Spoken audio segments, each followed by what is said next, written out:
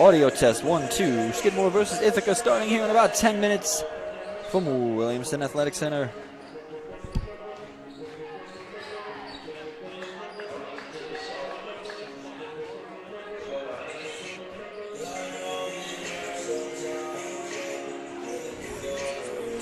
Okay, so you got me. Now you say something.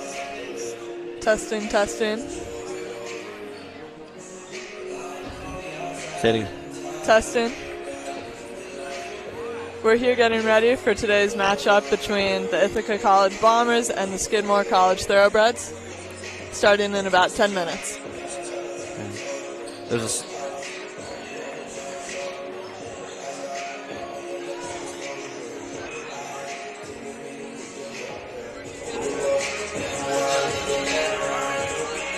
Okay, so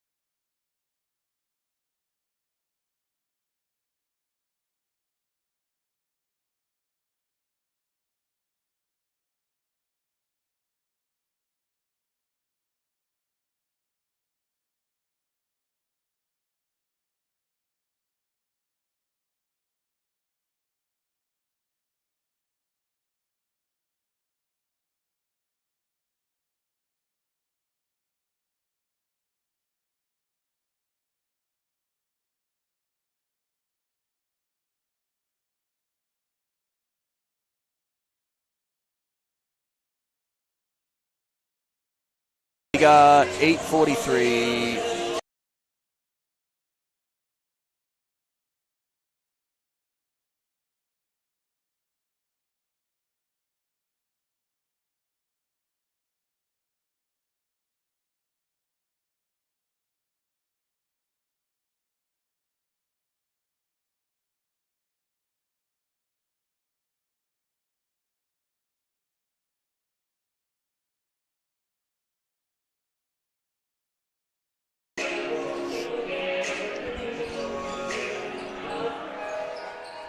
Hello, everyone, and welcome back to Williamson Sports Center on the campus of Skidmore College in beautiful downtown Saratoga Springs. Day 2 of this conference doubleheader between the Ithaca College Bombers and your Skidmore Thoroughbreds. Last night, we had a very, I guess you could call it a good game for Skidmore, but again, 25 straight. They beat Bard 73-41, kind of a get-right game for them a little bit, coming off of a loss and a season sweep to Vassar 72-55. Got someone very special joining me here today for the broadcast, so I don't have to do all the talking back at home. Skidmore volleyball player and color commentator for the remainder, I'm hoping anyway, of the conference schedule here, Lucia Engelhardt. So, Lucia, your brother actually played on this Skidmore team, is that correct? He played on St. Lawrence. Oh, he played for St. Lawrence. I thought he went to the school here. No, he's a recent graduate. He graduated in 2022 and won the 2022 Liberty League championship with St. Lawrence. Oh, with St. Okay. I was going to say, for some reason I thought he played here. But because I remembered the name, but maybe it's just because I had called him, for however many seasons coming in here. So I knew, because I knew the name. So either way, but you're here. You play you play volleyball here at Skidmore. Yep, I'm a freshman middle hitter on the team, and I'm just excited to be here getting more into the basketball world. Nice. Basketball enthusiast, I've heard as well. Like you're a basketball fan. WNBA fanatic. Fair enough. A Caitlin Clark fan, I say? Massive. There we go. As are most, girls your age, with sort of the impact that she has had on the women's game.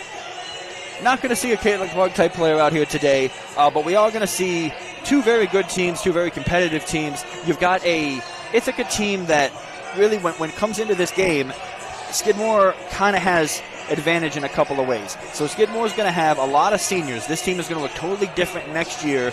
I've watched this team grow for the last 4 years. You've got a veteran-led squad. Emmy Plays gets a lot of minutes. Becca Horger, she wasn't feeling good yesterday, sick with the flu. I don't know if she's going to be in today. We'll see in the starting lineup. She's a senior. Amelia Medola getting quality minutes. Previous starter the last 3 years. She gets quality minutes as a senior. Cassie Davis and Sarah Chambers. I mean, this is a veteran-led team. Ithaca on the other side looks a little bit different. Ithaca is usually the veteran team, the graduate students, seniors, whatnot. They played with each other for however many years. A lot of undergrads on Ithaca this year. Freshmen, sophomores getting in the game. A lot of first years. I believe there's like 7 on the roster for them this year. So, and it translates. You look at Skidmore, who has been dominant the past couple of years. I mean, a couple of Liberty League championships, the most recent one being in 2023. And back-to-back years, this Skidmore team was 16-2 in conference play. This year, 5-4. So they're obviously not going to make that mark. But it is a new coach, Coach Bostic, in his first season here. For Ithaca, they've got the experience with Dan Raymond, his 25th season at the helm. But he's dealing kind of like with what the men are dealing with on the Skidmore side, a young team, inexperienced team. This Ithaca squad, usually at the top of the conference, has really dominated in conference. They are 8-7, but they're 7-1 in conference play, and they've won 5 straight. They're coming off of a win over RPI a few nights ago, only by 3, but a win.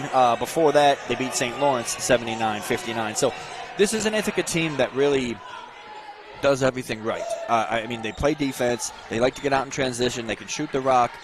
But for Skidmore, they're kind of an anomaly. Skidmore finds different ways to win games. Sometimes it's on their defense. Sometimes they're a hot shooting team. Sometimes, they'll get out in transition, but sometimes they'll bully you down low. So it looks like to me, Ithaca is going to have the one advantage they've had the last 4 years, and that's the size advantage, other than, obviously, if Jenny Shine's in the game. But Audrey Bowen looks like she might be in street clothes again here today.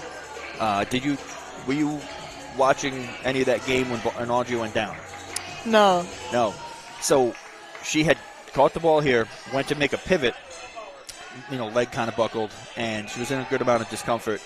Saw her yesterday, had a small brace on, wasn't really walking with a limp. Talked to coach, said they're not sure yet what it is, if it's an ACL, if it's just a sprain, that they don't know. But obviously that takes a lot of size out of this Skidmore lineup, which they're going to need against a very, usually I can say a very experienced Ithaca team, but in this case, an Ithaca team that really has the size advantage on them, at least inside. Yeah, Audrey Bowen contributes a lot of size, offense, and defense to this team, but luckily they've got freshman Jenny Shine, who's like a strong 6'1". She contributed greatly last night, had a ton of blocks, and came in to do some solid minutes for them. Well, Shine actually had, if I am correct in it, I believe Shine had her best game of the season. When you look at Shine here last night, she came in, she played 21 minutes. She did have 5 points, but 4 rebounds, an assist, and 3 blocks, and 3 steals. So she contributed offensively, contributed defensively. She's still trying to come into her own offensively a little bit. We've seen her able to, put the ball in, from inside. For Ithaca here today, since joining the conference, they were an arch rival for me. I played at Hartwick out in the Empire 8. They were an Empire 8 school forever. Since joining the conference, Skidmore is 8-9 overall against Ithaca. But they've won their last 4, including the last 2 here. And really going to need this one today because their conference tournament standings kind of hang in the brink here. They're right kind of teetering on that edge of, are they going to make the conference tournament? Are they not? I think they're going to be a tough out for anybody that they do face in that conference tournament, but kind of you got to make a statement at home. Stable game here today. I don't know quite how the women's game turnout's going to be, but stable game here today. Very important. Students' first game back really for them. Stable games bring great energy for all the teams. It's a Skidmore tradition where all the student athletes come out for one game to just go nuts and really bring it for their home team. And it gives them an interesting student presence or student home advantage, because instead of just being on each side of the court like a normal student section, or in the bigger D1 programs, they're up above, they're right down on the court. They could not. I'm not encouraging spitting on anybody, but I'm saying they could spit and hit a player on a free throw line from right where they're at. So if they come in, they get loud, they show out. I've seen them affect free throws before. I've seen them affect, the psyche of the road team, things like that. So they're going to need it. Bombers are going to be in their blues here today, dark navy blue, white across the breastplate with a sort of a silverish white stripe down the side. Obviously, Skidmore in their home whites. Only team in the conference that doesn't wear their colors at home. They wear white, but they got silver on with it here today. Silver down the side and silver across the front side. So we are set for what should be a pretty good matchup here. We're going to take you courtside starting lineups and national anthem right after this. Voice of the Thoroughbreds for the last 10 seasons, Chris McSwiggan here with you, and Lucia Engelhardt. So again, we will be taking you courtside right after this national anthem starting lineups. Before we commence with today's starting lineups, we ask you to please stand and join with us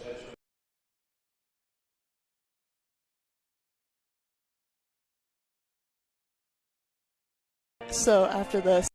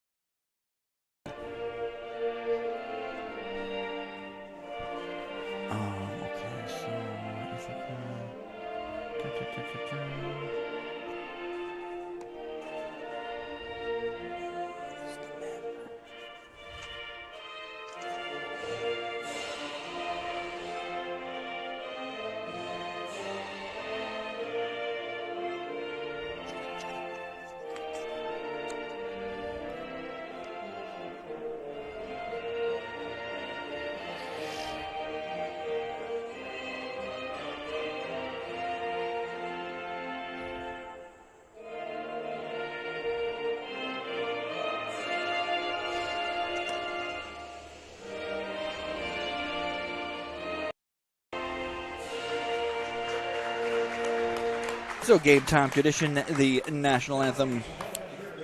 And starting up will be the Ithaca Bombers starting lineup.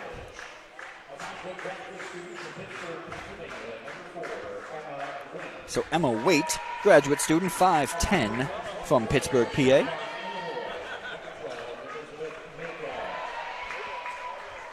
Number 12, it'll be Libby Maka, sophomore from Oak Park, Illinois, 5'10".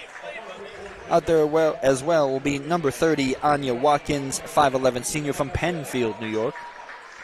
31, and I knew we were going to get to a Zoraya Ika Balsetta, junior, 5'4", from Falls Church, Virginia. And number 34, Annabella Uriah, the senior, 6 foot, from Summit, New Jersey. Lucia is going to do your Skidmore Thoroughbreds.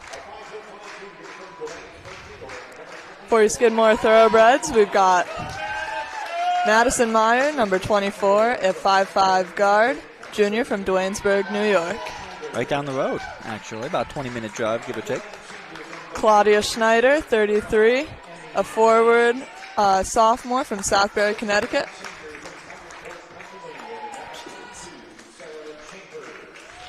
Emmy Plage, a 5'9" forward senior from Bedford, New Hampshire. 21, Sarah Chambers, a freshman 6'1" senior from Northeastern Massachusetts. Davidson's the 21, and then Sarah Chambers out there as well, 22. But it was good. It was your first Thank you. one on there. Give me a little grace here. Yeah, a little bit. There's definitely a grace period with it. You should have heard the first time I came on the broadcast. Of course, I had been doing it, previously before this, but yeah, learning the names, learning the players, how to do lineups, it comes with time. So no, that was pretty good on the first shot. It's going to be, it looks like, I would imagine 34, which is Uriah is going to jump, and that's just from a size standpoint. And I think she's going to be battling with Chambers inside. But let's see who they have. Oh no, it's probably going to be Schneider for the jump. Schneider at 6 foot. So they'll probably do that. But let's see. They change it up. Coach Bostic has been changing it up on me recently with the starting lineups, with all that stuff. So, yes, it is going to be Schneider. So she's going to start off against Uriah and the jump. Skidmore's going to be coming from right to left on your screen, again in their home whites. And Ithaca coming from left to right on your screen. The jump goes to the Bombers here. And it'll be Uriah down low early, as they're going to work this around the perimeter. They love that motion offense. Ithaca jacks to 3. Rebound is corralled and collected and kicked back out. Then this motion offense has been fantastic for Ithaca throughout the years. Now they're going to try to work it again here. Skidmore trying to play that interior defense. Shot is up, and it's rattled home for the first. Emma Waite. So Skidmore's going to get their first possession. Madison Meyer, who's in the starting lineup here, has been a spark plug off the bench the last couple of years. And it's going to be Cassie Davidson cashing in. 3-3 game early on. Davidson's really kind of, fixed her, I don't say fixed, but really expanded her repertoire a little bit from an inside player to outside player, as that one is down inside and scored by Uriah. So it's a 5-3 game early, just underway. About 8:56 to go in what is expected to be a fast-paced, high-scoring game, as inside at the elbow will be Schneider. Schneider over to Chambers. Chambers back Schneider again. The 18-footer, that's back rimming off. Rebound cleared by Chambers, who threw it away. And Waite's got it. She's 1-on-3 here. She's going to back it off and let her teammates catch up as they get it down to Uriah. Uriah splits through two defenders. Nice pass in traffic. Layup is up. Point-blank layup missed. Plage could not get the rebound attempt, however. It goes back to the Bombers. Shot is up, front rim and off. But another rebound, so Ithaca's living on the boards right now. As again, they work it back outside to Ika Balsetta. Wait. Back out, Ika Balsetta again. 9 on the shot clock. Inside Watkins off the side rim and down. So 5-3 remains the Ithaca count here. Skidmore looking to tie this game back up. Pass inside in the direction of, that was Davidson, and off the foot of Waite. Early on here, key for the game that I see is Skidmore leads the Liberty League in turnovers, so keeping the ball secure, keeping everything tight is going to be key for them. Which is interesting because they were a very low turnover team last year, and it's a lot of the same players. As the turnaround is off the mark for Schneider, who has, hit big shots in big moments for a lot of this season, but she missed the turnaround there. 5-3, 7:40 to go, again just underway here at Williamson. As Waite works around the perimeter, that's Mayaka. As they try to work it inside. Skidmore is also a very good team at creating turnovers. As the drive, pull-up shot is side rim and corralled by Schneider, who gets mugged along the baseline. I think they're going to give that one to Uriah. Let's see who they tag it to. Yes. So Annabelle Uriah, the senior, gets her first, team's first. Inbound goes to Meyer. Madison Meyer breaks the press early here. Such a speedy player. She really gets up the floor in a flash. She fakes right, dribbles left, now pulls up, hand in her face, can't get it to go. Chambers again getting out rebounded. She's got a handle on it, however, and Uriah in there as well. And it's going to stay with the Thoroughbreds, so the possession arrow will flip.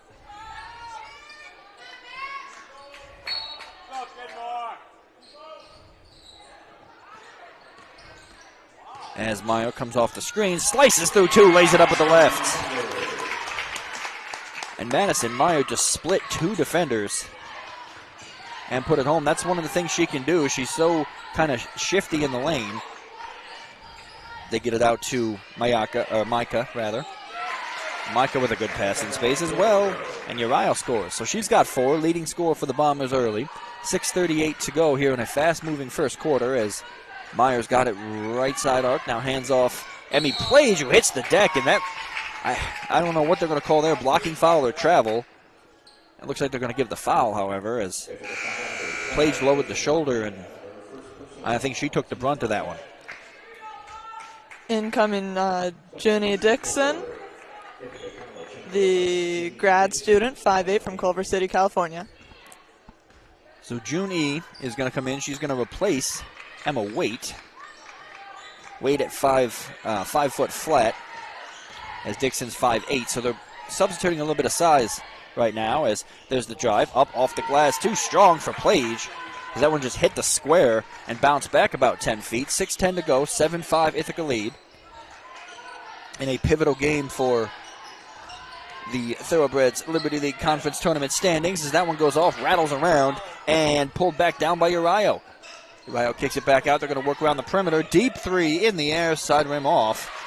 And luckily for the Thoroughbreds, Ithaca has not been hitting early on, as this is a team that really likes to start fast and can kind of put you in a hole early. Again, 7-1 in conference play, 8-7 overall. They are a beatable team, but they have been absolutely rock solid in conference play, as Schneider took an ugly-looking fall there as Claudia caught it, went to the basket, and looks like she got her legs rolled up on. And she's going to go to the charity stripe for 2.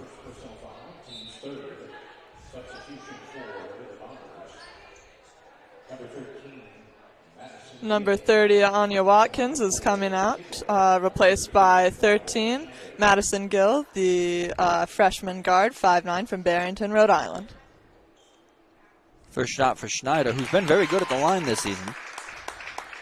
Hits the first. So Skidmore's 1 of 1. Ithaca's already been in the line 3 times. They have not been in the line 3 times. They have not taken a free throw yet. I was looking at the 3-point percentage. Skidmore 1 of 1 at free throws and make it 2 of 2. So Schneider on the board for her first 2, reties this game. And there's a steal from Plage.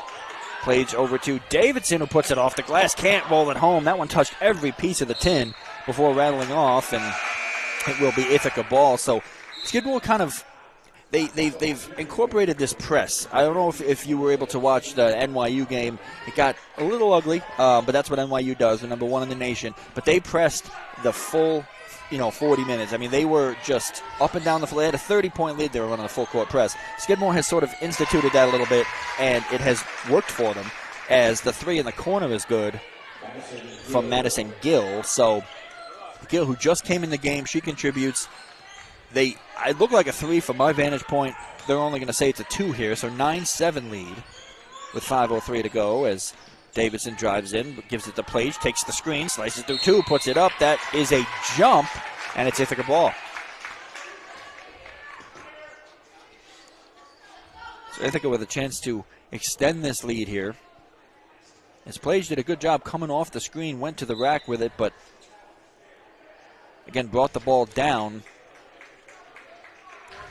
instead of staying up with it. So Bomber ball here, as looks like Melissa Severino has checked in for the Thoroughbreds. Now here's that press we were talking about, and another steal comes from it. And it'll be a foul. Is Emily Plage? No, they're not saying it's a foul. They're just saying it was a clean block, but it will stay here with the Thoroughbreds. But again, this is that press that Coach has implemented into this lineup. And it started with the RIT game, and it's been causing teams fits ever since. Skidmore, a very good defensive team anyway, but this press has really added a new level to this team as Meyer down low, up and under with the left, and somehow got it to go. The video game style move for Madison Meyer, and they've retied the game here at 9 apiece. She's got some fire today. She's had fire for the last 3 years, as she, again, was the X factor off the bench, now getting that starting nod. And another steal, that time a miss, and a run out goes to Ithaca. And again, this is going to be a fast-paced game. Both these teams like to get out and run. And it'll be 11-9 here. Bombers in front. 4:18 to play. Again, a fast-moving first quarter. Plage has it left side arc. Looking down to Schneider. Schneider doing battle inside with Uriah. Picked up her dribble. Had to get rid of it. Almost threw it away. Able to corral and back out again to reset. Emmy Plage thought about the 3. Now driving baseline. Tried to kick corner. Uriah had those paws up in the air and blocked the passing lane. That was telegraphed. Emmy Plage has to kind of make that pass a little bit crisper. She was staring at Severino in the corner the whole time. And Uriah knew exactly where it was going. Skidmore will retain possession, though. As Severino has 5 on the shot clock. Has to do something with it here. Drives with the left. That one's blocked. And it will be Ithaca ball here, as maybe not the possession, or at least the play that Skidmore wanted there, with down by 2. 3:47 to go as they work it around the outside again. Madison Gill kicks out Junie Dixon.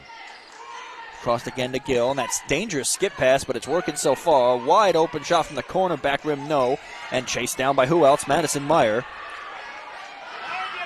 As Meyer almost had her pocket picked, good awareness there to find Davison, sets her feet, and rattles it home. Timeout Skidmore as Davidson hits the 3, 12-11, 3:22 to go here in this opening quarter, and Davidson from behind the arc.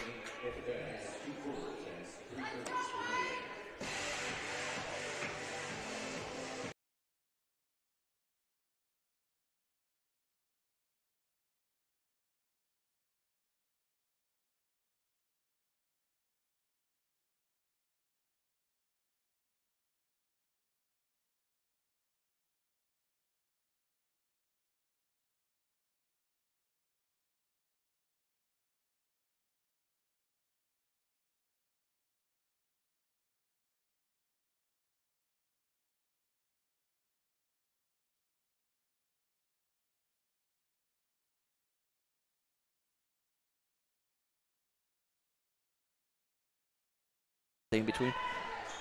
Action resumes here. And that press will, again, create a little bit of a headache for Ithaca, as that's going to go against Meyer. Thought she had the steal, used a little bit too much of that shoulder contact.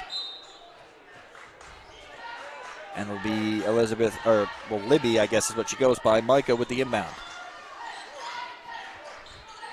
Micah down low, and Meyer again with the tie-up. This time it'll be Skidmore ball. Again, the quick hands of Madison Meyer.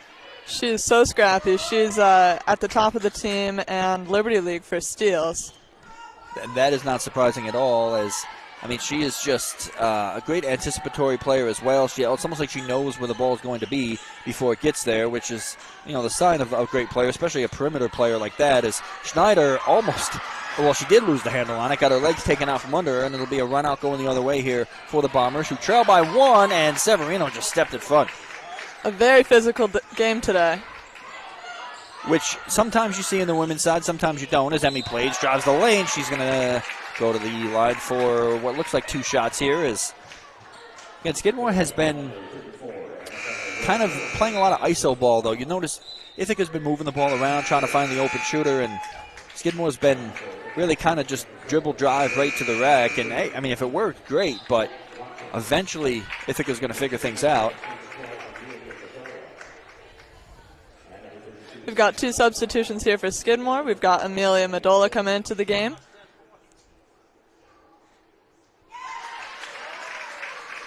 And number 32, Andy Levitz. And first free throw was good for Plage. So a little bit of a different lineup here. Wholesale substitutions for Skidmore, except for Schneider, who stays in. And second free throw is right down Broadway for Emmy Plage. 2:42 to go, 14-11 here. Skidmore in front in a pivotal game for their Liberty League standing, trying to snap the Ithaca 5-game winning streak and that 7-1 record. They get it down low. Watkins throws it up, and I don't know if it was Schneider or Schneider got a piece of that. Was it Schneider? It was Schneider or Severino. They were both in on it. And again, Skidmore with another block and another possession going the other way. Great size and length on Schneider inside today. She's gotten a couple pieces on the ball, especially when there's a mismatch between her and Ithaca's number 4, Emmy Waite, who's only 5 foot. I mean, there's almost a foot mismatch as the 3 up from Medola, who can hit that shot. We've seen her hit it before, a little short as that one dies on the front of the rim. 2:01 to play, opening quarter, fast-paced first quarter, physical as you said, and that's going to be offensive. Leaning in just a little bit too much that time was Gill. She tried to milk it, though. She had the whole head throwback and everything, but ref's a little bit closer to it than we are. We have the same view as you guys do at home from the vantage point up above, so that one really could have went either way. It was a bang-bang play, but Skidmore's going to get the better end of it. It's Plage with the throw in. He's got to get it in. Finally does, and finds Levitz, puts it right over the head of Waite. And Claudia Levitz with the pass. Boy, she cleaned up her own miss, though. It pulls back from 10. So she missed the layup, but she hits the 10-footer. Okay, we'll take it. As it's 16-11 here, minute 46 to go. Again, a fast-moving first quarter in a game Skidmore desperately needs here as they cling right on the edge of that Liberty League tournament seating. Work around the outside, Junie Dixon. Dixon trying to go inside. Skidmore is tenacious today defensively, but there's going to be a foul, maybe a little bit too tenacious. And did they give it to Schneider? Looks like they did. Nope, Levitz. So that's good. So Schneider stays out of foul trouble there. Levitz gets her first, team second. For Skidmore, we've got a sub of Sophia Martinez for Emmy Plage. And as we look at Sophia Martinez, she's been contributing great 6th, 7th man minutes off the bench. Offensive threat just coming into the college game now. I'm excited to see how this freshman class works out, especially with her and Jenny Shine, who, as I could say, shined or shone yesterday. As she comes in, one of the smaller players in the conference, but a highly touted recruit coming in, and again, probably going to get starting minutes next year, as a lot of the Skidmore team is going to be leaving due to graduation, as there was a missed shot the other way. Now it'll be a run out for Ithaca, down by 5, 1:04 to play, as they kick over to Waite again. Now they work left side to Tori Drevna, who's in the game. Drevna kick out, Meka missed that one. And it's going to be a sloppy pass for the Thoroughbreds, and it's going to lead to a run out and a foul along the baseline. So Skidmore trying to prevent the layup in the possible and one situation there by following along the sideline. It looks like Junie's going to come out. For Zareda, number 31.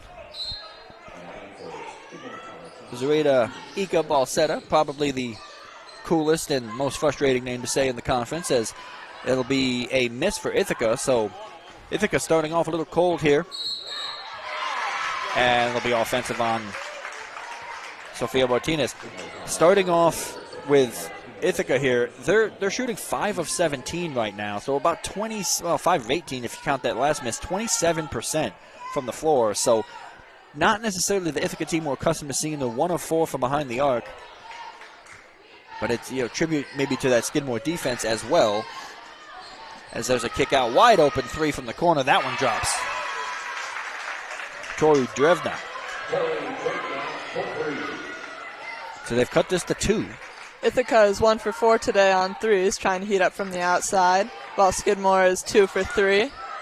As Waite kind of hit the deck a little bit at the elbow and able to come off of it, as the miss cleaned up by Severino finds Bedola with 6.4 to go here in this opening quarter. She can extend the lead at the line.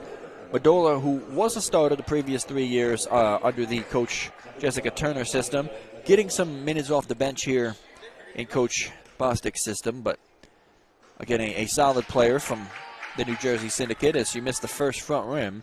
So 6.4 to go. Again, Skidmore still milking this 16-14 lead. Second one is rattled off, so the lead will remain 2. Ithaca can tie or take the lead here in the final ticks of this first quarter. Waite throws it up. High arcing rainbow shot, didn't touch anything, as that is how the first quarter will end. So again, Waite had a good look at it, but Skidmore's going to win the first quarter. So we'll be back with a fresh 10 right after this. Again, you're listening to Skidmore Athletics on SkidmoreAthletics.com. We'll be back for the second quarter right after this.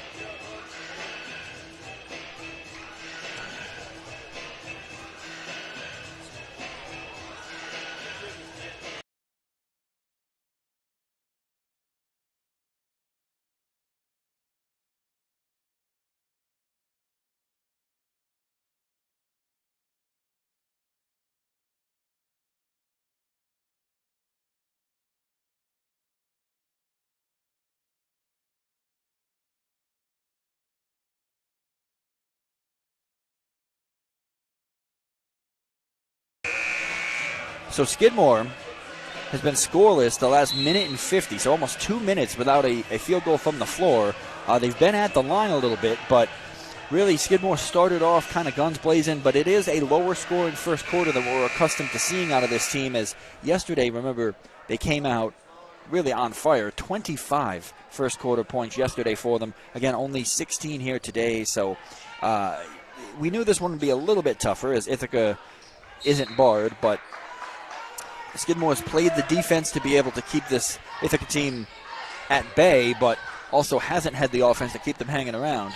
It's been a bit of a stagnant offensive game here, as Ithaca is 1 for the last 8 for field goal attempts. Make it 1 of 9 now, as that one rolls off side of the rim. Sofia Martinez again, the speedy guard, up and under, and she hit the side of the rim on that one. Didn't necessarily need the up and under there. Could have perhaps just taken it straight in and drawn the foul, but tried to get a little fancy with it, and nothing doing there. As Ithaca back down the floor the other way. Tori Drevna on the right side. Martinez all up in her grill. She's able to find Waite. Waite along the left side. Again, Ithaca's content to make that skip pass across the court. That can be dangerous, as Drevna shot is up. That one's side rimming off, and Ithaca's ice cold here to start this game. Back down the floor they go here again. Levitz wants 3, and is it going to be offensive? Let's see what the call is. Yes, as I don't believe it was a foul call. I think it was a 3-second violation inside on Chambers, as she was fighting for position down low with Libby Meka. So again, a chance to tie or take the lead for the Bombers. at the free throw line extended, drives the lane off the glass. Another point-blank layup missed. Corralled out to Levitz, and we'll go in the other way as that Severino tries to drive past Drevna. Drevna with the good side-to-side footwork, not letting her get past. 8:46 now. As out to Martinez. Skidmore's so deep as well. They get a lot of contributions off their bench, and there's a steal going the other way. We're going to have a tie game here, all things considered, yes. So a tie game as Libby Maker makes that one. And again, Skidmore, again, as I was saying, so deep off the bench, they use almost everybody, which in previous years it was really a 6-7 girl lineup. Now they're getting quality minutes from almost everybody. As Chambers gets it right at that wing, extended over to Martinez, who makes a move on the dribble drive, has her pocket picked. Wake goes down for it. Chambers is there as well, but it'll be Ithaca ball and a chance for their first lead since it was 2-0. Or 3-0 rather. They started with a 3. As they kick it down low to Maka again, but that one's side rim, and boy, Ithaca struggling offensively, but defensively they are not, as Skidmore with 2 chances there to get the ball up the floor, but it stays with the Bombers, and that 3 is good. Oh no, it's a 2. It is a 2. They gave them 3 on the scoreboard. They will fix that, but again, Drevna did have the foot on the line. The ref signaled 2. So again, only the second lead for Ithaca here. I'd really like to see Skidmore get some more ball movement going. Ithaca's improved on that throughout the game. Now they're cashing in some more threes. Yeah, a lot of ISO ball so far for the Thoroughbreds. You are correct there, as that is going to be a foul. I think it's offensive. It is, and they're going to give that one to Andy Levitt. So that'll be her second. 1 on defense, 1 on offense, as Levitz, who usually is a perimeter player, has been trying to get down inside a little bit more often, but that time used a little bit too much contact. She's going to take a seat here with 2 fouls as Davidson comes back in. We've also got Plage and Meyer back in for the Thoroughbreds. And they're going to back off that press a little bit as Davidson has Ika Balsetta just blow by her. Now she's got it back out again at the top of the arc, and Meyer, who else? Madison Meyer with the left-handed poke away there. 18-16. They have changed it on the scoreboard here. They've changed it on your screen as well. Under 7 to go, still plenty of time to play. Ithaca up by 2 as Meyer finds Severino to the outside, back inside Chambers. Chambers at that free throw line, dribbles left, picks up her dribble, kicks it out. Plage trying to find something to do with it. Now back to Meyer, 8 on the shot clock. As Meyer drives, pump fake up and under, rolled it home. Somehow rolled it home. Boy, Meyer's really, she started off her career as really a defensive specialist. She's really rounded out that offense as well. So 6:29 to play here as, again, Ithaca, like you were saying, ball movement has been almost impeccable for them. They just haven't been making the shots, but they've been getting the correct ones as they kick it back out. Again, 3 in the air. That one rattles off, and Skidmore catching a break here as Ithaca never really got off the bus yet here today. 18 apiece, 6:10 to go. As they work down inside Plage, up and under move. She missed the point-blank look.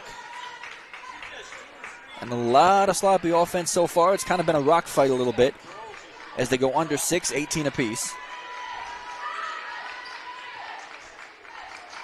They work down to the elbow. It'll be Annabella Uriah.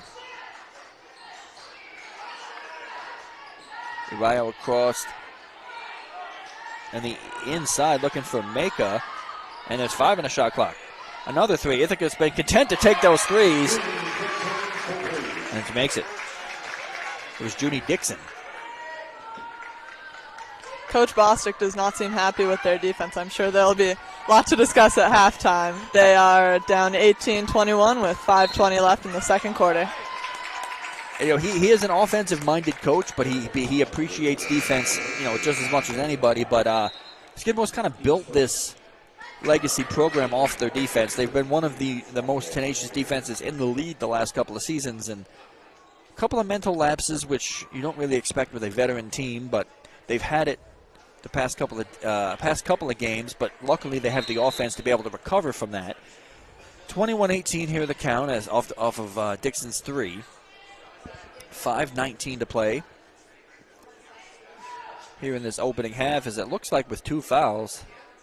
Andy Levitt's getting set to check in. She does, as she replaces Chambers, who's still kind of feeling the effects of that flu a little bit.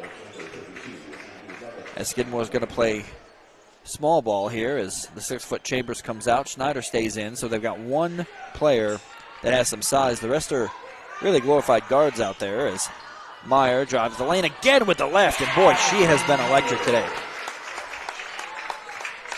Meyer with 8 early on, 21-20, Bombers in front. As Dixon able to get it out. Skidmore kind of ratcheting up this defense a little bit. Down to Ithaca. Pass across, Junie Dixon up and under, she scores. Excuse me, it was Maka, rather. It was the pass from Dixon, and Maka puts it off the glass. So, again, Libby Maka, she's got 4, and again, you look at Ithaca, they got 4, 4, 3, and 3, as they're getting contributions from everyone on the floor, and the 3 from Meyer. She 11. is absolutely poking holes in this defense, driving left, shifty moves, assists, threes, and steals. I mean, she does that with everybody, but Meyer really kind of showing out here today, and arguably their biggest game of the year here at home is it's 23 apiece, 4:20 to go here in this opening half. Skidmore hanging right with the number 1 team in the conference as the drive from Plage up off the glass, high, back rim, no. Rebound volleyball tapped inside and down to the Bombers as Waite kicks it out, 3 in the air again. Ithaca loves taking those threes. Luckily for the Thoroughbreds, hasn't hit them as Davidson and Levis collide with each other, and looks like the ball goes off the foot of Davidson. So it'll be still a tie game here. Just 5 ticks under 4 to play.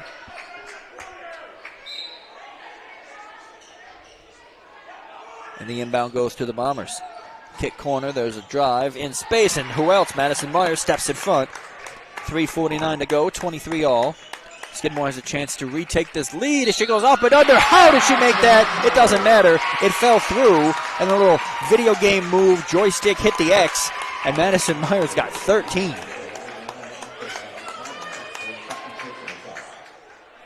Meyer, again, that junior from Duanesburg, has really come into her own as a player here, and first time really starting this season, and she's earned every minute of it as she hits the free throw as well, so completes the three-point play the old-fashioned way.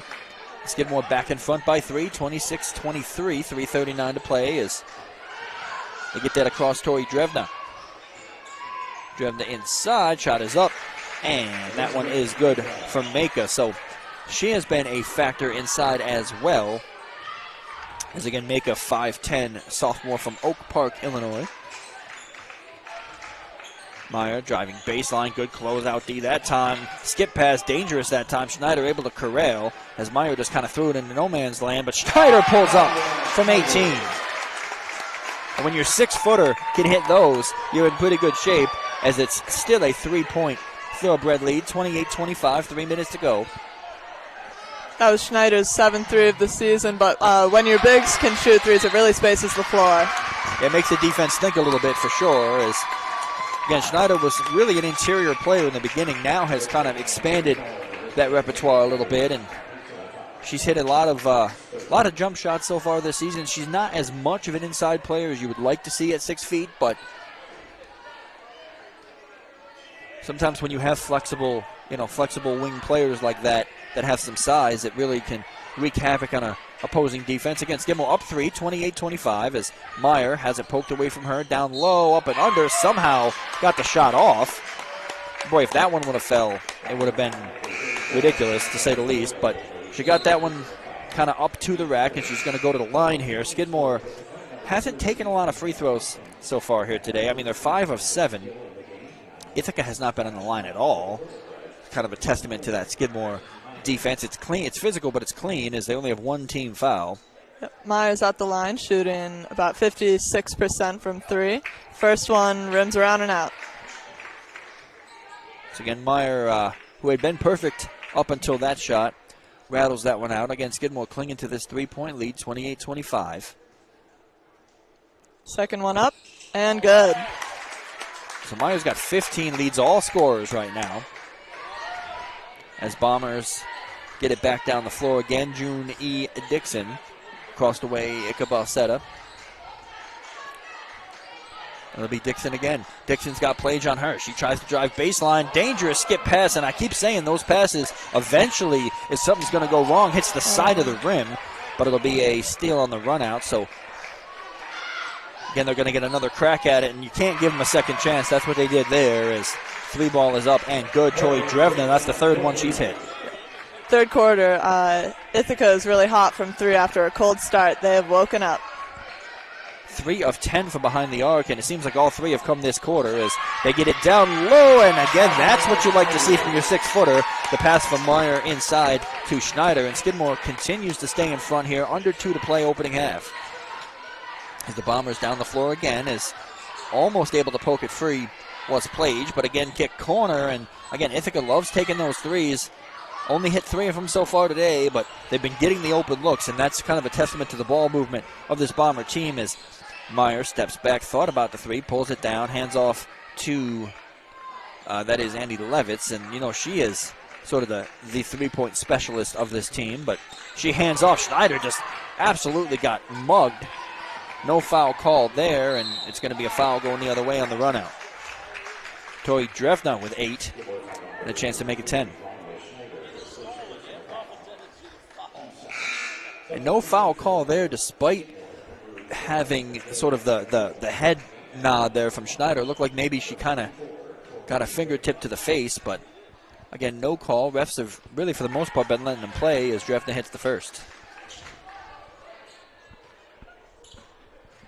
First time Ithaca's been at the line today, and Schneider's first foul.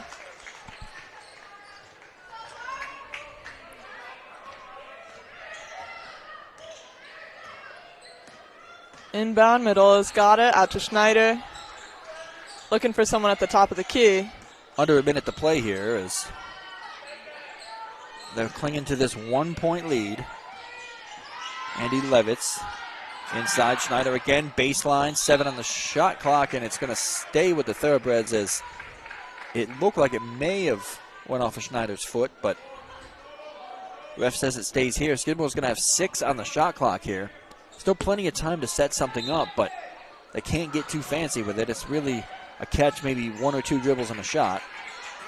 As they get it in, Davidson. Now 5 on the shot clock forward. Davidson steps back, front rim no, and Ithaca with 40 seconds can take the lead into the half here. There's about 10-second different shot clock, game clock, so Skidmore should, in theory, get another possession. There's a drive, kick, shot, and that's wide open. And Anya Watkins able to hit. So 32-31. Skidmore is going to have the final possession here if they choose to use the full 17 seconds. As they look inside, Schneider, and that was a pass from Emily Plage. As the interior pass was there, and they have just had a lot of trouble containing Schneider down low. 4 seconds now. And they got to get it off. They do. Did she get it off in time? Yes, but it goes back rim and clanks off there. So Skidmore is going to hold on to a small 1-point lead at the half, but against the number 1 team in the conference, you'll take it. So again, Thoroughbreds 33, Bombers 32, and what was a slow start has picked up a little bit, at least offensively for both squads, as it was kind of a 16-14 first quarter, 18-17 second quarter.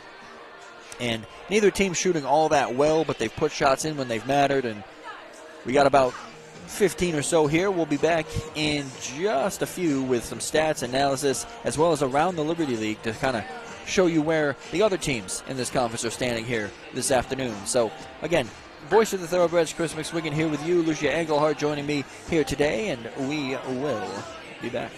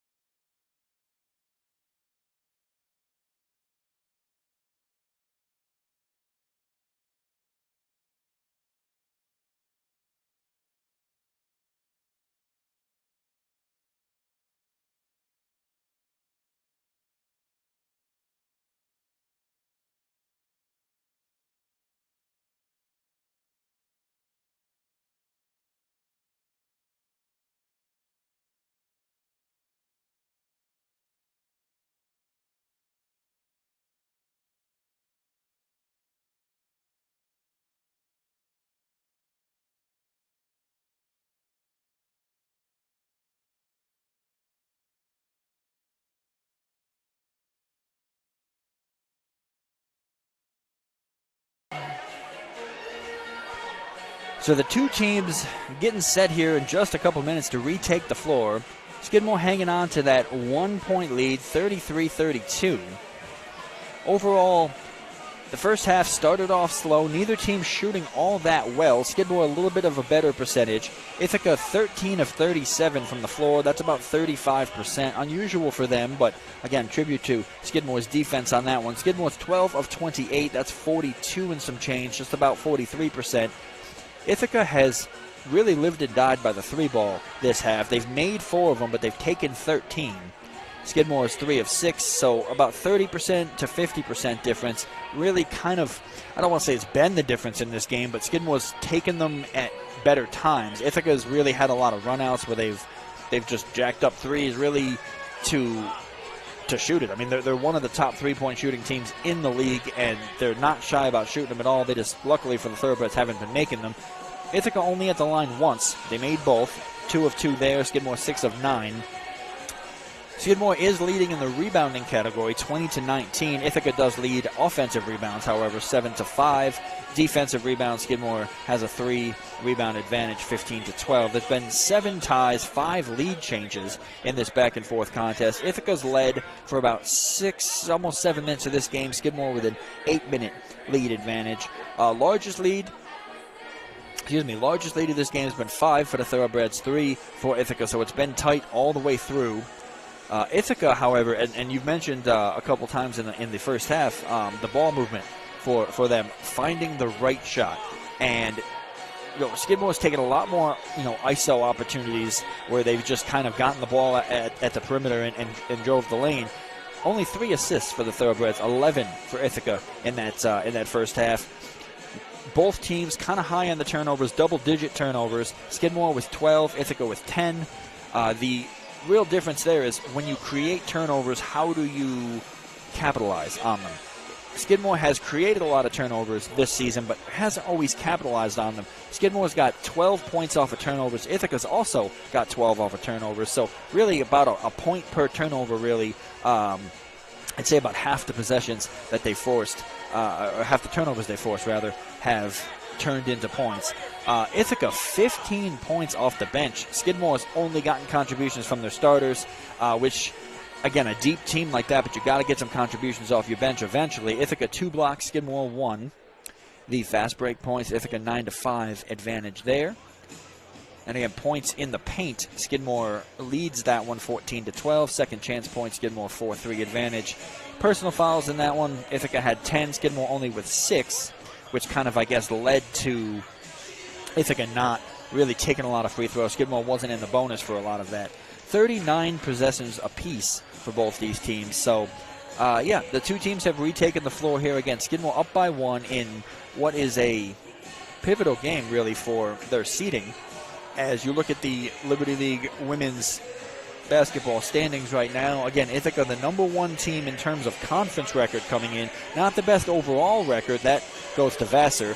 They're 7-2 after losing to Union last night. Ithaca 7-1 in conference play. The beginning of this season for Ithaca kind of started off a little rocky. I mean, that Corsica game against Cortland, they lost that one 65-60. St. John Fisher, an old Empire 8 rival, lost that game. Then they kind of got the wheels going a little bit. Lost to Rochester, arguably the most lopsided perhaps of the season. A 50-point loss to Rochester, but then beat Vassar, beat Bard, lost to Tufts, lost to Middlebury, lost to Trinity, lost to Union. So a 4-game skid for Ithaca before winning 5 straight coming into this one. So Skidmore has been kind of up and down all year round, all season long rather. But the one thing I noticed about Skidmore this year, and I was talking to Coach last night, I haven't done all the research, but arguably the toughest non-conference schedule in the country, or at least one of them, for this level. I mean, number 7, Bowdoin. Middlebury is always a tournament contender. Williams, they beat here in overtime. SUNY Cortland is a very good SUNYAC school. NYU's number 1 in the nation. That, as far as I know, has continued. Tufts is always an NCAA tournament contender as well. And so this team has been battle-tested for a lot of this, and which is why they're having some success in conference play. But Skidmore, I guess the main thing for them has been consistency. I think both teams are really searching for consistency. Ithaca maybe game to game, and Skidmore more throughout the game, finding their identity under a new head coach. And a head coach who has a different philosophy. He wants them to get out and be an offensive team and shoot the rock. As you saw, Claudia Schneider has really expanded her repertoire. She's shooting from all over the floor now, able to make, you got Chambers popping out for three, Davidson able to pop out for three. Coach Turner was about she was old school. She was about the bigs being down low and really having the guards take a lot of the perimeter action out there. And Coach Bostic is a little bit different. His philosophy is, well, if you can make it, take it, and that's really kind of, it's opened up a lot for them, but it's different than what a lot of the older upperclassmen are used to in this setting. So Thoroughbreds come in, again, a pivotal game. They can knock off the number 1 seed here. They'll be back here again on Friday night as RPI, who's also, Union rather, who's also at the top of that conference, comes in, and then Sunday against RPI. So kind of weird that they have a Friday-Sunday, not a Friday-Saturday, but that's what they're doing next week. And then they're right back on the road again against this Ithaca team. For those of you who follow the Skidmore program, you'll know that they kind of Ithaca had a tournament hopes. They had NCAA, after being a ranked team, a top 10 team the previous year, they had NCAA tournament hopes last year, lost to this Skidmore team on their home floor in the Liberty League Conference tournament last year. And so this really the first meeting between these two since. And, kind of a revenge game for Ithaca, but, Skidmore they've been up and down in revenge games on their own. Obviously, they haven't been able to overcome the Vassar obstacle yet, but Coach Bostic has them raring to go, and this is a Skidmore team that has a lot of talent, but like you said, consistency has really been their big thing. They can score and play with anybody, but they've just got to put that together for, a full game and multiple games. As Schneider has it to start things off, and again, wants to pull it from about 16 and doesn't hit that time. So only a 1-point lead here, just underway in the second. If you are watching from home, we thank you for making us part of your afternoon. Chris McSwiggan here alongside Lucia Engelhardt as Thoroughbreds look to extend this lead, and there's a steal from Plage. So Ithaca, a team that doesn't turn the ball over very often, had 10 in the first half and has another one right there as that's Madison Meyer, has it poked away from her, and there's a scrum for it on the floor. 3 players hit the deck, 2 of them in white, and everybody pops up, appearing to be okay, and they're going to give that foul to Meyer. So her second, team's first. Luckily, in terms of consistency, they've got a lot more time with conference games, getting to play teams multiple times. Unlike volleyball, we only play everybody once. To really work out the kinks and get ready for the competitive Liberty League Championship at the end of the season. You also have some teams in volleyball, though, as Waite hits the 3 there to retake the lead. You also have some teams in volleyball, too, that you only play them once, but you play more teams. Like Rochester, for example. They're not in the Liberty League for basketball. Or volleyball. Oh, they're not in volleyball either? No. Oh, well, that's weird because they're in everything else. And RPI doesn't have a women's volleyball team. Huh. Yeah. Wow, I didn't know A little bit that. smaller of a conference. I did not, but you play probably a pretty big non-conference schedule. Yeah, and unlike basketball, we don't play all of our conference games in a row. We kind of space them out with non-conference. So, as the miss goes in there, that was Meyer with the miss. So 35-33, Ithaca back in front. Waite looking inside in the direction to Anya Watkins. That one's tipped away. So another Ithaca live ball turnover here as Meyer tries to get the lead back at least tie it for the Thoroughbreds, as Cassie Davidson, who didn't do too much offensively in the first half, is out there here to start the second as Chambers in the corner. 3 ball. That one looked like it may have been tipped as Watkins got a hand on it. Trying to save it inside is Annabella Iorayo. And did they call a foul on the perimeter? No. They're going to say she saved it, but it went off of her own player's foot. Looks like it went off the foot of Watkins there. So it'll be Skidmore ball. tonight's been a little bit of a quieter night for Sarah Chambers, as she is averaging highest in the team for blocks, rebounds, scoring, and threes. But I think Coach Bostic also really appreciates diverse scoring. So, well, she was sick as well. Wasn't feeling too good earlier in the week, so she was kind of quiet last night as well. But again, Chambers can heat up at any moment as one of the X factors of this team offensively. There was a shot from Schneider from about 15 or so on the elbow, and we've got a foul coming the other way for Ithaca here. So a tie game, and Ithaca back in front. So again, there was, I think they said 7, I believe it was 7 ties, 5 lead changes in that first. And we're back to yet another one in that stat sheet. Second one's good for Ioria. Ball coming Skidmore's way. Yeah, so 6 lead changes and 8 ties. So this game has been really back and forth, which is what Liberty League is really all about. This conference is wide open, and a lot of these games, very rarely do you see a blowout in Liberty League tournament play. It's just these teams are so evenly matched usually, as Schneider gets it again from about 18 out. There's Chambers. We just talked about her a minute ago. She picks up her dribble a little bit too early, has to get rid of it. 6 on the shot clock. Page, as Page finds Schneider, driving baseline. Only 3 now. That one's poked away, and it'll be Ithaca ball as Schneider tried to corral it. She had her back to the basket there, though. Wasn't too much she could have done with 3 on the shot clock. Currently the teams are split with turnovers 13-13. It'll be important for both teams to keep those down, as they're also up in steals, but a little uneven in points off of those steals and fast breaks.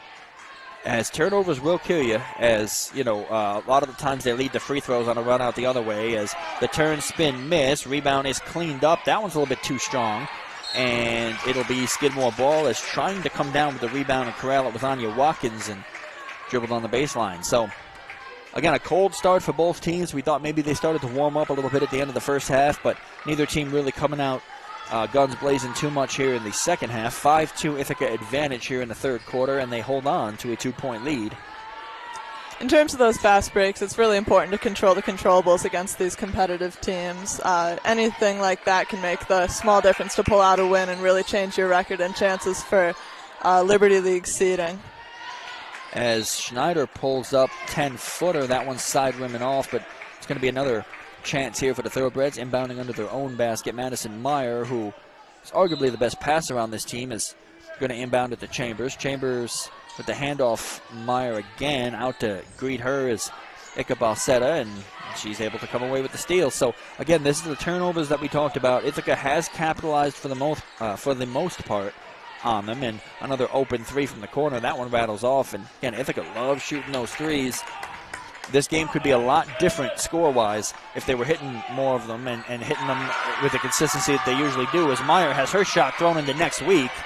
And down the floor comes the Bombers again, up by 2, 6:04 to play. And it's been an exciting back-and-forth game despite the lack of offense here, as Waite drives baseline, tries to kick it out. And again, Ithaca with that ball movement, trying to find the open shot. So fundamentally sound is this Ithaca team, and as I say that, they throw it away with a lazy pass inside. 37-35 here, 5:49 to go.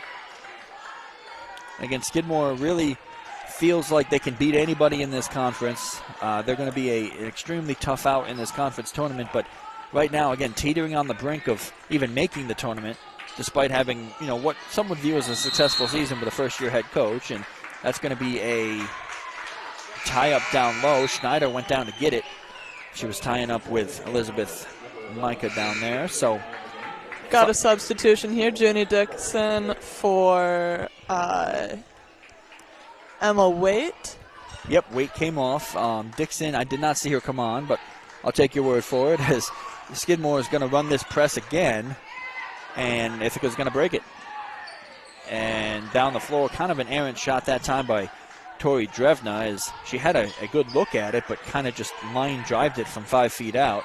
Ithaca is going to get the offensive rebound, though. 5:17 to go, and again, they work it around this perimeter. As Ika Balsetta looks inside, turn spin off the side rim and rattles off. So again, Thoroughbreds catching the break here. Shots that usually fall for Ithaca not going here today. As Plage kicks out, that is Meyer. Meyer out to greet her. She backs up to the nostril of that horse logo at midcourt. Runs into Plage on a kind of a ill-advised screen there. And now there's 9 on the shot clock again. Schneider back to Davidson, sets her feet, and when she sets her feet, she's usually deadly. That one was halfway down, pops out. And it's 4:37 to go here, as, again, clinging to a 2-point lead. Neither team has really been able to buy a bucket here. Skidmore is scoreless in the last 3 minutes and 4 seconds. Ithaca about 3:23. So neither team has scored in going on 4 minutes as Madison Meyer knocks that one away with the instinctual play to jump in front, but it stays with the Bombers. We've got a substitution here for your Ithaca Bombers.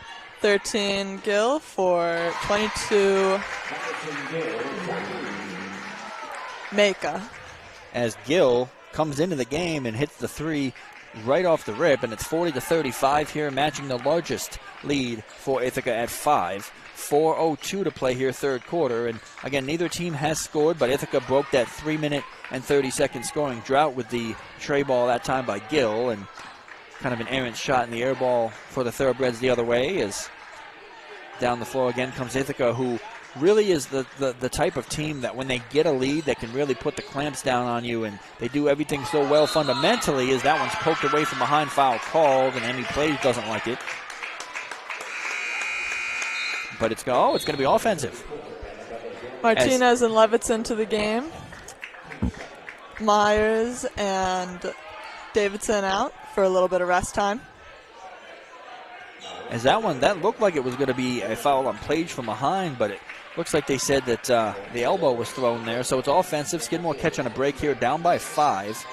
As, again, not a very high-scoring second half to start, as another turnover there goes. But Ithaca on an 8-2 run to start things off. And, again, they hold on to a 5-point lead, 40-35, 3:17 to go. Fast-moving third quarter here, as in the game, Jillian Payne, senior from Boston, in the game now. Her first minutes of this contest as she looked corner to Junie Dixon. Dixon picks up her dribble to the elbow. There's Drevna, pulls up, free throw line extended, rattled around and off, and a foul on Payne as Emmy Plage grabbed the rebound. And boy, Emmy Plage, she has her spurts of physicality as well, as not usually what you'd think is a rebounder at her size, but she seems to be around the ball at all times, which is always good for a senior. As the drive from Martinez, back foot and threw it up. Kind of a errant shot that time, as she could have leaned into it, may have had a little bit more success, but instead kind of fades away and nothing doing. 40-35 here, 2:35 to play, as again Ithaca has taken control in the third, and they look to extend the lead. They're going to do it the old-fashioned way, as going on the line will be Elizabeth Maka. That'll be Sarah Chambers' second foul. She's got 2 fouls this afternoon. She got 2 fouls and no points. That's unusual for Chambers, as really has not gotten going offensively yet. As Maka's first free throw is good, and that's now the largest lead of the afternoon for the Bombers.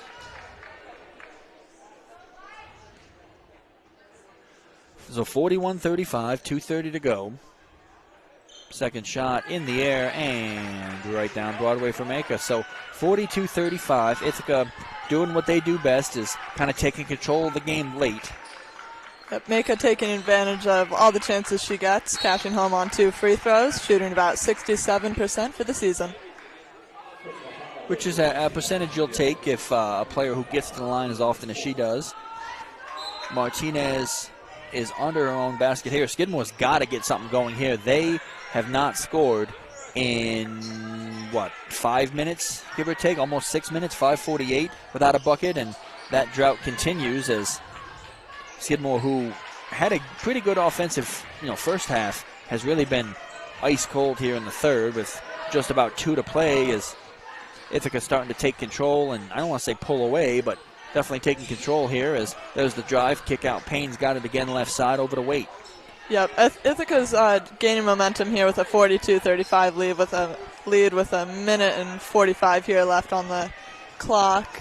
I'm noticing again a shift back to that ISO ball by Skidmore, but a driving 2 from Levitz here to kind of reignite that offense. And hopefully it's enough, as 42-37 here and another 3 ball, and that's, if you're going to get a momentum kind of a play like that and break a scoring drought, you can't allow a wide open 3, which is what they do, and it's now 45-37 And again, Ithaca now has hit 6 threes on the afternoon. They're 6 of 17 from out there. 35% is not a great percentage, but they've hit them when they've counted. And instead of hitting threes to come back in a game, they've hit to extend, and that'll always kill you. As Martinez gets it now right side arc. She splits through 2 high off the glass, a little too strong, but a foul. And the freshman's going to go to the line for 2. As it looks like Skidmore is getting set with 2 substitutions. Mendola, and I believe that's Severino, but I think she's going to wait for second shot. Little fun fact here on Martinez. Previous to Skidmore, she had experience with the U16 Puerto Rico national team. See, you learn something new every day. I did not know that. So Martinez, the scrappy freshman, hits the first.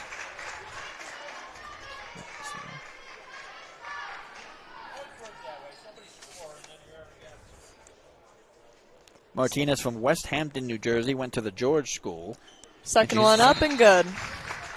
Yeah, I was looking for where she was from exactly. I knew she was from Jersey, but I wasn't exactly sure. But West Hampton, New Jersey, from the George School there, as she hits 2 at the line. So 45-39, leads back to 6 with a minute to play in the third. Again, a 13-5 run this half for Ithaca, and they've really stifled this thoroughbred offense. Under a minute to play. Waite looks down low. Elizabeth Maka. Maka pulls up. Front rim, no, but she's going in the line as she hit the deck, and if that's on Chambers, that's number 3. Nope, it's going to be on Mendola. So Mendola picks up her first, team's 4th. And it's team's 4th. Again, in women's basketball, it's 1-1 is after 5. So Skidmore's got one more foul to give, but again, everything. The cool thing about women's basketball, though, is it resets. So fourth quarter, the fouls will go back to 0, whereas in men's basketball, the whole half, they accumulate. So with 47 seconds to go here, chances are they're not going to be in the bonus, at least for this quarter. But both free throws go there. 47-39, 42 seconds to play. Mendola walking it up the floor on the right-hand side. Out to greet her is Judy Dixon. Now she's going to try to take the screen, and again, like you said, the ISO ball. Skidmore's not really moving the ball around at all other than on the perimeter. As you've got Schneider looking inside to Chambers. Chambers back out Levitz, 9 on the shot clock. Levitz to Mendola. Mendola splits 2. Didn't really set her feet. Back rim and off. Payne has it ripped away from her by Chambers. Back to Levitz. She doesn't set her feet. And sometime, I was about to say didn't need to, but that one rattled off, and it'll be a foul on Severino. And that, see, I guess I jinxed him. I said it looks like with 40 seconds they're not going to need to go into the bonus at 1-1. Well, now that's the 5th foul, so now they are going to shoot 1-1 as they look to extend the lead here. And again, a very physical game for both these squads, but Bombers looking to really put the clamps down. And Ithaca's the type of team where if they get a lead, they play good enough defense where if the lead is large enough, they usually don't relinquish it. Skidmore is also that type of team where they like to start fast, get a lead, kind of bury you, and then coast. Skidmore's going to have a little comeback bid in them here as Ithaca, again, has taken full control here in the third as a 15-6 run. 48-39, lead is 9. 11 seconds to play here in the third as Mendola looks like she's going to be trapped backcourt. 7 seconds, gets it over to Schneider, threw it away. And may I just say that was Maka's maybe 3rd time to the line, possibly 4th in this quarter. She's really been offensively aggressive in a time where Ithaca needs it to pull away. 2 seconds left, and shots up. Dixon, that one would have been a dagger, but unfortunately for the Bombers, unfortunately for the Thoroughbreds, does not fall. So 48-39 here, fresh 10 on the clock as regulation is coming to an end here. Fourth quarter is going to be so important for both of these squads, but Skidmore, if you're Coach Bostic here, what do you see in that third quarter that Skidmore's got to do differently? I mean, only 6 points to show for it coming out of the locker room with a 1-point lead.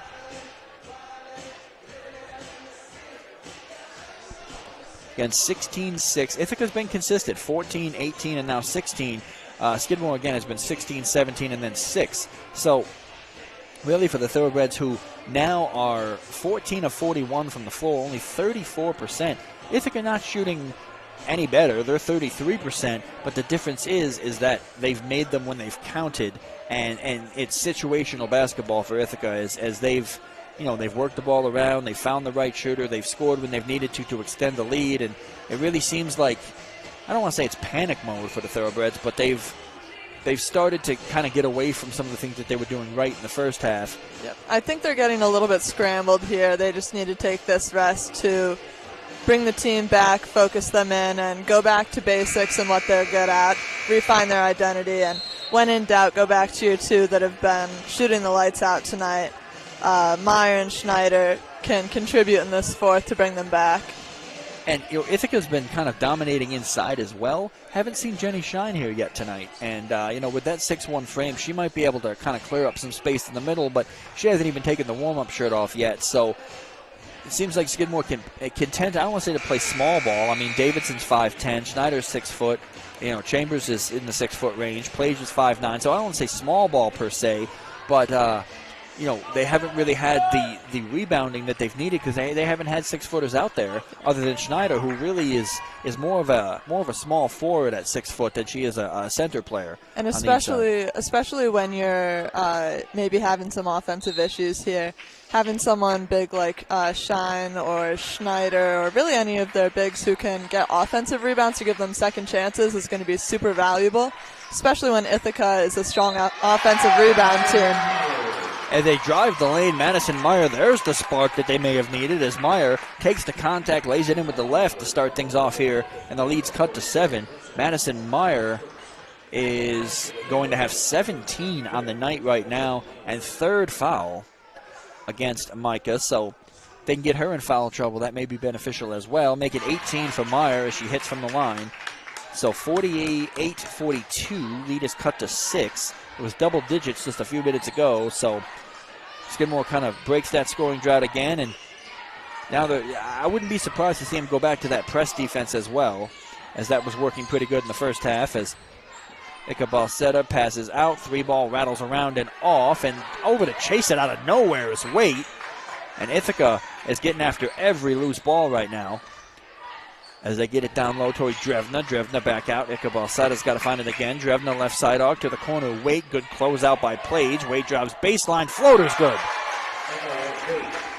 Skidmore really brought the defensive energy on that play. I know it ended with a shifty Waite too, but defense is going to be key. I mean, not much you can really do on that one. Smallest player on the floor throws it up over your head. There's not too much you can do, as there's going to be a miss and a run out the other way. And I don't know if that was an attempted around-the-back pass or she just lost the handle on it, but it'll be Martinez coming away with it, and Martinez almost lost the handle on it as well. They get the foul call on Micah. So if that is on Libby Maker, that's 4. Yes, it is. So it looks like she's going to stay in the game here. And, again, Maker's got 9 on the afternoon. Nope, now she's going to come out. I was going to say 4. They're going to need her for this last 8 minutes, so she's going to take a seat here. Yep, coming out for Gill, who's at 5'9", going to maintain that size advantage. And Gill, every time she's come in, she's made a play. As she came off the bench, she hit a 3 last time she subbed in. As Meyer down low, Schneider up and under, move too strong, cleans up her own board, and outside Martinez for 3, rattled home. And there's Schneider showing a little bit of that size inside. Missed the layup, got the rebound. Instead of going back up with it, found the open shooter. And the lead is cut to 5. 52-45, 8:23 to play here. And again, Ithaca working around that perimeter. Martinez is shooting nearly 35% from 3. And there she's got the attempt on the steal, poked it out from Drevna. And when she's open, she can hit him. The problem is getting her open sometimes is, she tends to take the ball. She wants to go to the rack with it. And, I mean, when you're 5'5", at this level and you can get an open shot, take it. And that time she did. As Waite that time slices through. That's going to be a push off, and it'll be defensive as Waite kind of started at the free throw line, ended at the 3-point line. So definitely got shoved there. And they're going to give that one to Meyer. That's her 3rd. 8:04 to go as inbound goes to Madison Gill. Gill pass down Drevna, too strong. Rebound down to Plage. Plage now breaks the press, finds Martinez. Now they've got numbers. Finds Davison, sets her feet. High archer, back rim, no. And the over-the-back foul as Schneider was there. And I'll tell you, Schneider really, like I said, despite being 6 foot, has really been more of a forward-type player, like kind of a 3 player on the wings. And she's really showing that size right now as well. A couple of key rebounds, drawing that foul on that one as Annabella Uriah is going to check in. Madison Meyer takes the inbound, and that foul was Dixon's second. They need something there as there's a drive in, nothing doing on the layup attempt, and another foul on a rebound. Skidmore matching the aggressiveness we've seen from Ithaca here as, again, Ithaca kind of out-muscled Skidmore in the third. But they're, right now, Thoroughbreds in control, at least in the physicality department, as they have a 6-2 start to this quarter. As Meyer's going to take the inbound. Meyer to Martinez, back out to Meyer, stumbled a little bit, maintained her dribble, spin move, up and under, going to the line. Madison Meyer so quick side to side, and really, despite her smaller stature, not afraid to go in there with the trees. And well, she had 2 players bordering on 6 foot closing in on her, and still was undeterred to the rack there. That's Madison Gill's 4th foul. A little bit of foul trouble creeping in here. Urio has also got 4 fouls. They've got to be careful here in this 4th quarter. And remember, Mika as well. So 3 players on Ithaca, big minute contributors with 4 fouls. As Meyer missed the first. They could have cut this to 3 with a pair here, but she has the chance to at least make it a 2-possession game as the second free throw. That one's right down Broadway. So 50-46. Again, a low-scoring game here as both teams averaging about 60-plus per game on the year. But both teams' defenses have made it very tough on the opposing offenses. They kick corner down low. That's going to be Watkins. As Watkins looking inside. Nice pass in traffic as Junie Dixon scores. And kind of what happened a little bit in the men's game yesterday, Skidmore started to make a run. They got some momentum, and Bard had the answer. And they would hit the big shot, really kind of a deflating big shot, right, to kill that momentum. And really that's what Ithaca's trying to do here is Skidmore's got this comeback bid in them, but Ithaca's had the answer every time so far as it's 52-46, under 7 to play. Martinez high off the glass, no, and that's going to be an over the back.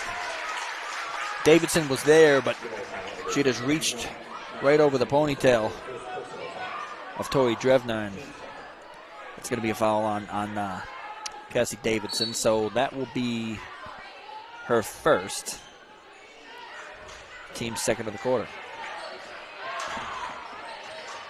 As down the floor now is Zoraida Ikabalseta, and Ikabalseta finds Drevna. Drevna lost a handle on it, almost had it stolen away by Meyer. Instead gets it down low, kicks it back out. Drevna wants 3. Rattles off, another rebound, and another trip to the line here as Anya Watkins, the senior from Penfield, New York, came flying in. 4th foul on Meyer. Looks like she'll be coming out for a break for Andy Levitz. Which is a killer for the Thoroughbreds as well, as she's offensively, defensively, really kind of been the X factor. She comes off the bench here with 18 points. And she's really been the spark plug for this Thoroughbreds team today, but she's going to have to take a seat here. They're going to need her down the stretch as free throw is up and true for Watkins. So Watkins with 5. Watkins is also shooting about 68% from 3. Consistent. Not 3 free throws. 68%. Yeah. Pretty consistent numbers from Ithaca's free throw shooters. Oh, they definitely make the most of it. When they get on the line, they can close out games easily from the free throw line. As Schneider with a chance to shoot 2 here, as again they are content to use one of their 6-footers at least. As Schneider going to go to the line to try to contribute more to her game. She's got 12 on the afternoon and going to try to add to that total. As that's the 3rd foul now on Junie Dixon. So, again, a couple of Bombers here in foul trouble with 6 minutes to play as Schneider hits the first. Second shot coming for Claudia Schneider is nylon. No, I'd say it's 54-48 here. as with 6:08 to go. As there's Wade jacks the three, side rim no. There's a scrum for it under the basket. Bombers come away with it, and ripping it away is Annabella Uriah. She just ripped it right out of the hands of Cassie Davidson.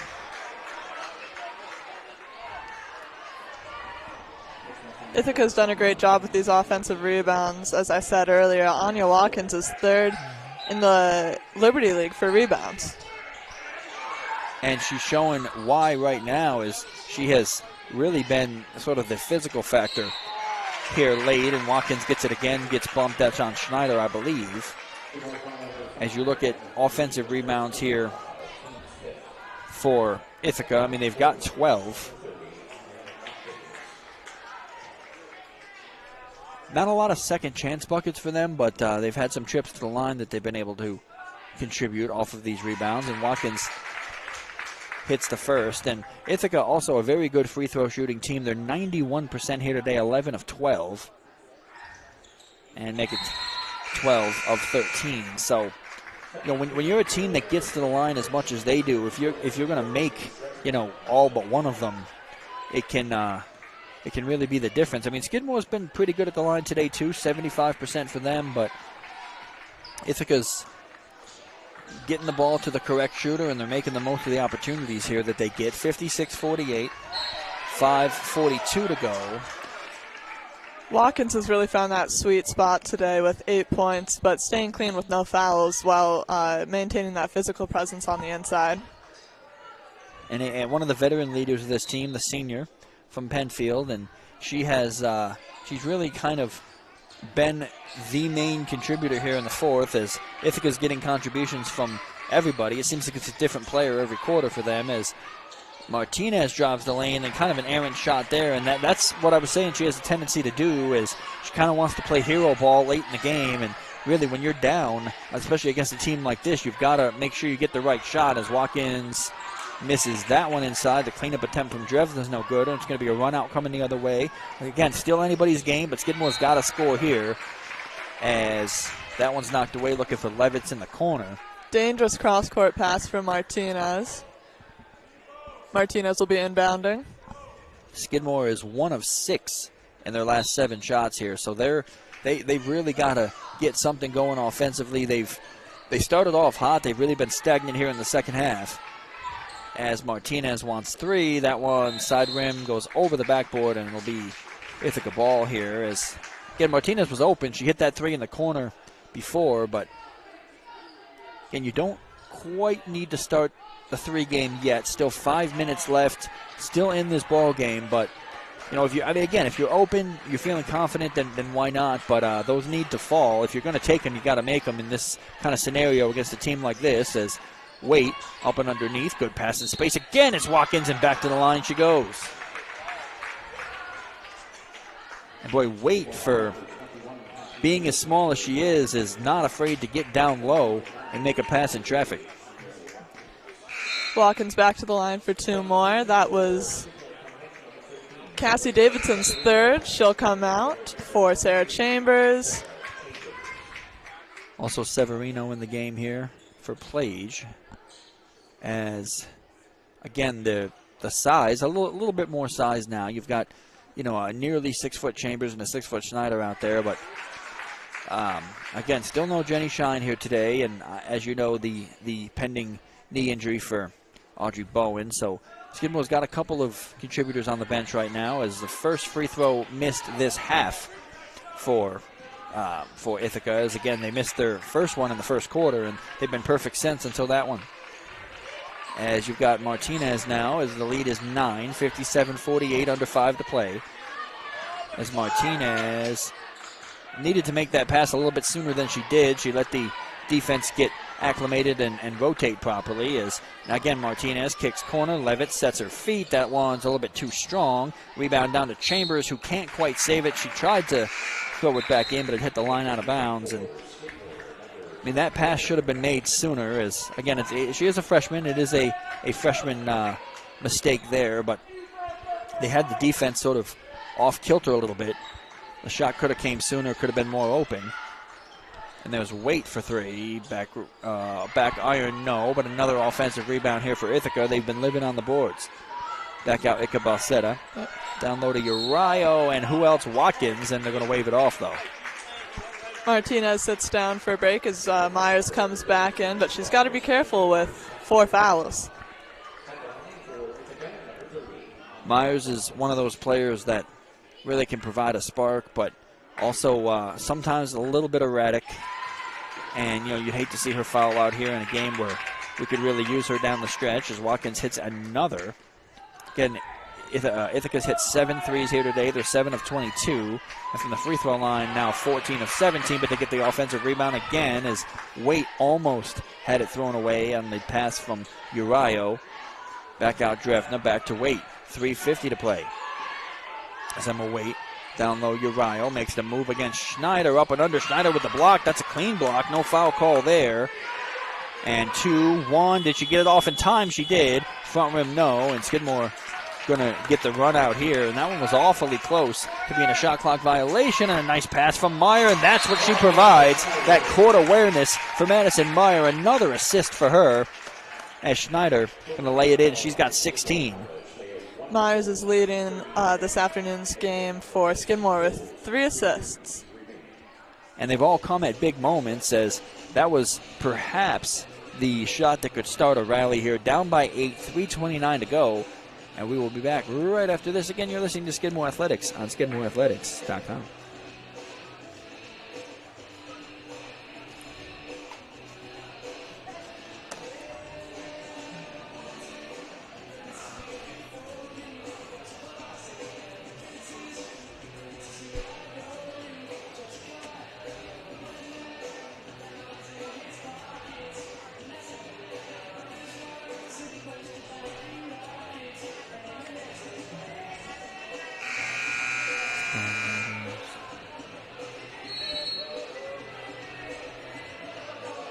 So Drevna leads the Bombers with 11. Madison Myers got 19. Schneider with 16. And obviously Drevna and Watkins with 11 and 10.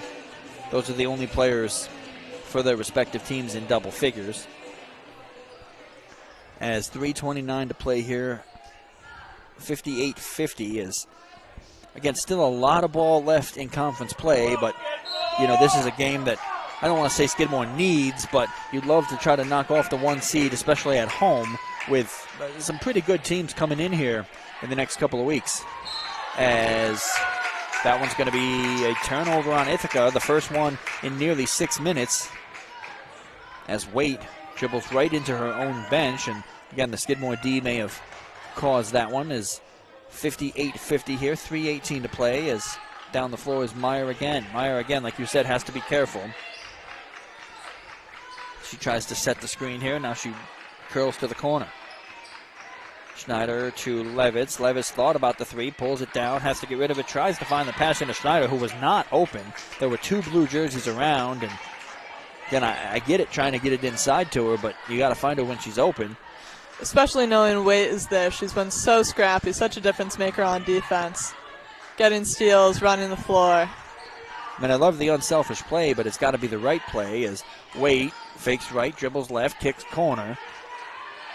And they get it inside again, Watkins, and she's going to the line again, as Watkins has been living in the paint. Now, Coach Bostic going to talk to Madison Meyer here, as Waite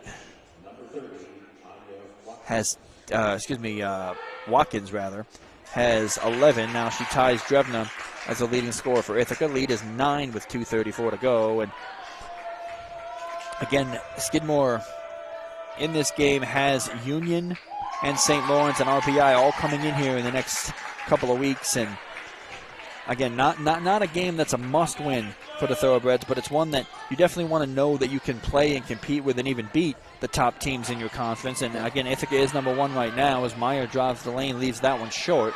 And time is not on Skidmore's side here. 2:18 to play, down 10, 60-50. Yep. These big wins in competitive games are really important to build momentum going into conference play, especially with home games, maybe getting campus excited a little bit, doing all the little things to help your team. Yeah, I mean, and when you can beat up on the lower teams in conference, great.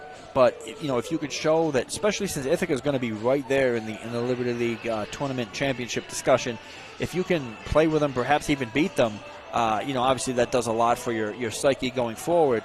But the next time they see these guys, it's going to be out in Ben Light Gymnasium in Ithaca, and obviously they're almost unbeatable out there, at least in conference play, as Ithaca at home is 5-2.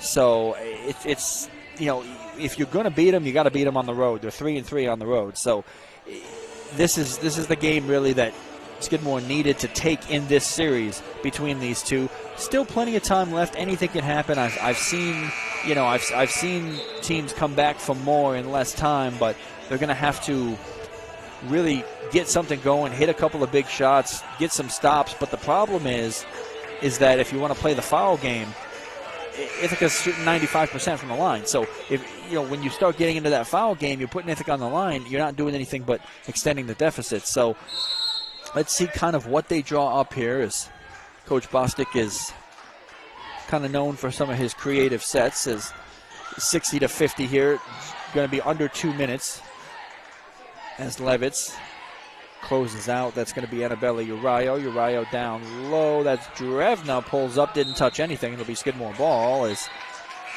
Skidmore forced kind of a errant jump shot there. Again, if you can cut this to 8 and still have minute 30 or so left, you got to be feeling pretty good. But again, that's been the story, is Ithaca's had the answer every time Skidmore's got some momentum, and that's a turnover that you did not need. As now they can make this 12, possibly even 13 here as Waite across the way to Watkins. Watkins back to Waite, minute 36, and Ithaca's content to use all of this shot clock.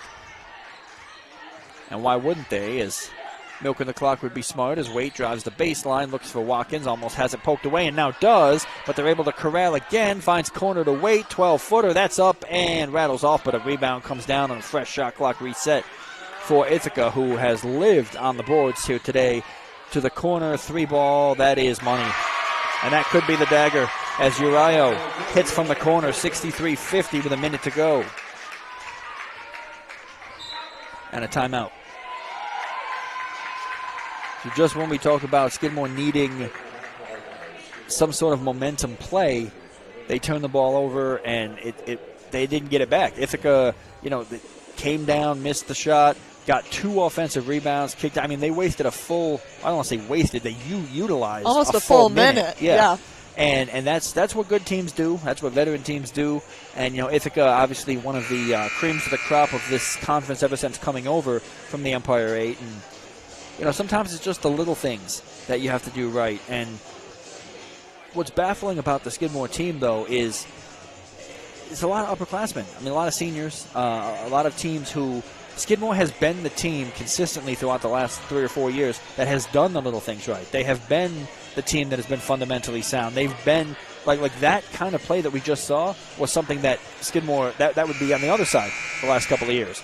And, they would use the clock. They would get to the line. They would, not make the turnovers in bad situations. And,